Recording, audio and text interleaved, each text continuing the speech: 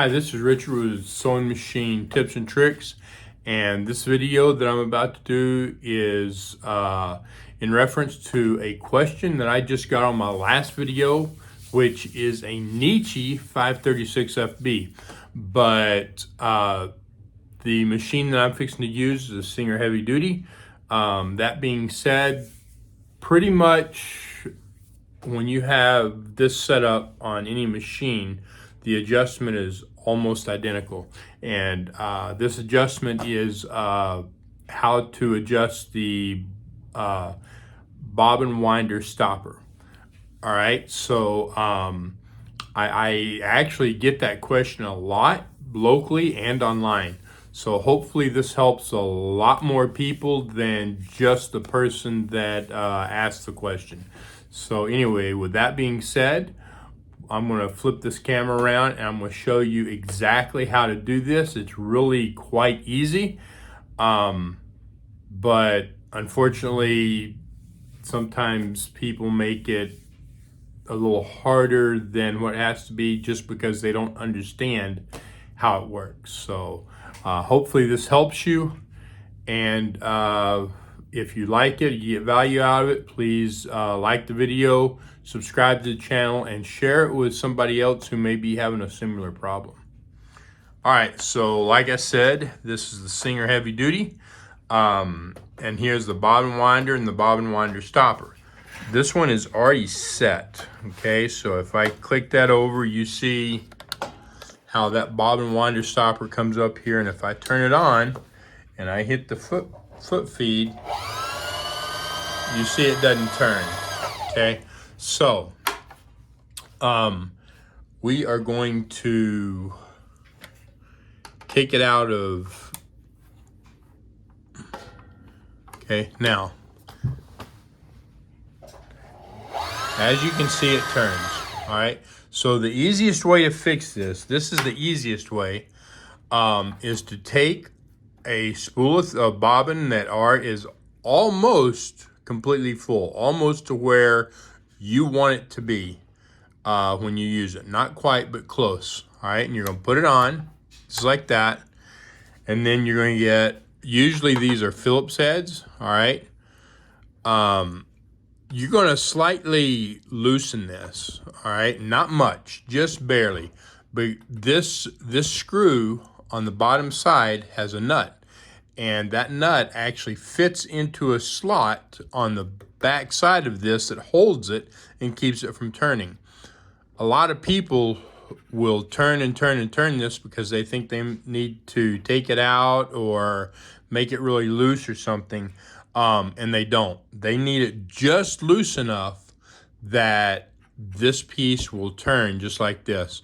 One problem sometimes on some machines that I have experienced is, especially if I'm turning this in a clockwise manner, is this screw will turn, and it will, as I'm turning this like this, that'll turn and it'll tighten up, and so I have to keep unloosening it. A good way to fight that is to unloosen it a good ways, turn it clockwise past where you need it, and then tighten that screw up a little bit so that you are turning it counterclockwise. That may loosen the screw a little bit, not a whole lot, but it'll keep it from locking up on you. So now, like I said, get you a bobbin that's almost full, and then you're going to click it over, okay? And as you can see, it runs, all right? And we want to stop that, so what we're going to do is, with this just slightly loose, because we don't want to drop the nut. If you unloosen that far enough, you'll drop that nut in the bottom of the machine, and then you have to go get it. And you don't need to do that. You just need this barely loose enough so it'll turn. Okay, and then I'm going to turn this, make sure that's down all the way. I'm going to turn this so that it touches the thread, just like that. Okay, it doesn't have to, I don't have to push it like that. All right, I want this to be as far over as possible, and then I'm going to push it so that it just touches the thread. And then I'm going to tighten this up, and I'm going to hold this to tighten it up because I don't want it turning anymore. Okay? Now I turned it some. And as you can see, I can still turn it some. On most of them, they will turn. They will turn a certain amount even when they're tight. Want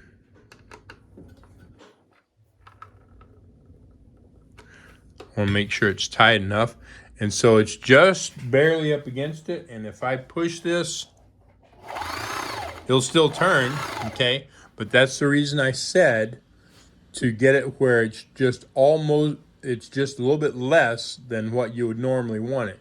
Because now, as this fills up, it's going to push off of it.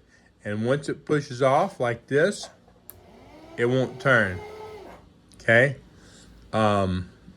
So like about right there, see, it's not turning. So the other way to do this would be to get an empty bobbin. Okay, so like I was saying, get an empty bobbin and put a spool of thread on here. Now you're going to click this over, and you see where this is setting, right? So you're going to slightly loosen it. Just like that. Okay, and yours may be sitting there or whatever. You're going to slightly loosen it, and you're going to turn it so that it starts coming in. Just about like that. So it's barely coming over, maybe just a little bit more, because once the thread hits that, it's still got to push off of it, and you're trying to keep the thread from going too far out. Okay, so I'm going to do it just a little bit more. Since this one has holes, I'm going to go to the edge of that hole where the plastic is just at the edge of that hole. If you can see that, I'm going to see if I can zoom in here. Okay.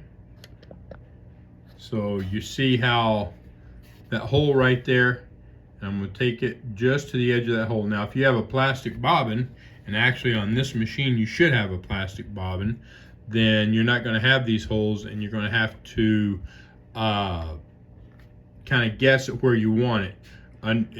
It's going to have to move a couple of millimeters. All right, this is going to have to move a couple of millimeters before it disengages with the wheel inside. So keeping that in mind, you're going to turn this so that it's a couple of millimeters or 3 or 4 millimeters, depending on how full you want this in. Okay, now we can tighten this up. Let me zoom out and move this out of my way.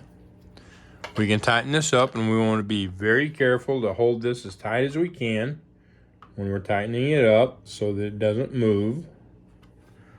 Okay, and as you can see, we are still pretty much right where it needs to be.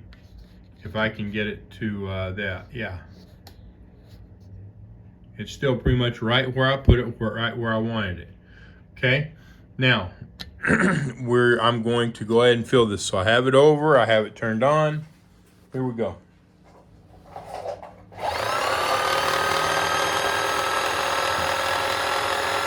And it's going to take a minute to fill.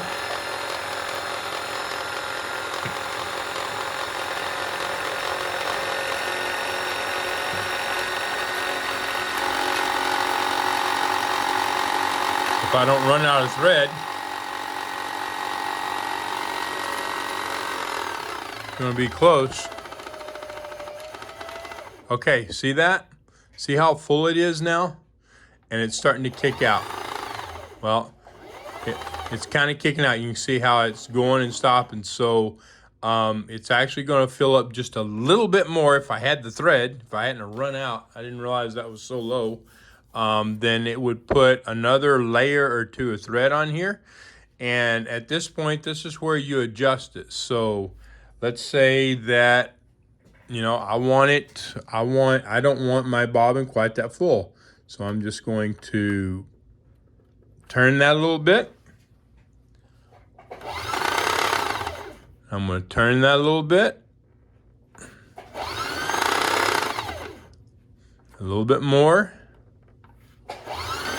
Okay, there you go. Now keeping in mind that you've got pressure on this from the thread coming over. So it's not going to turn like that. okay? But that's right where you need it if that's what you want. You know, if you want it this full, then, you know, it's going to be just a little bit further out like that so that it gets just a little bit more full before it kicks out. But this is pretty full. This is pretty full for a bobbin, in my opinion. So anyway, I hope this helps you. If you have any questions, let me know. Let me know if you've had problems figuring out how to adjust this. And then when you're done, obviously tighten this up a little bit more, okay? And hold it, because you don't want this turning, right? You don't want that turning. So there it is, all right? I hope that helps, and y'all have a great day.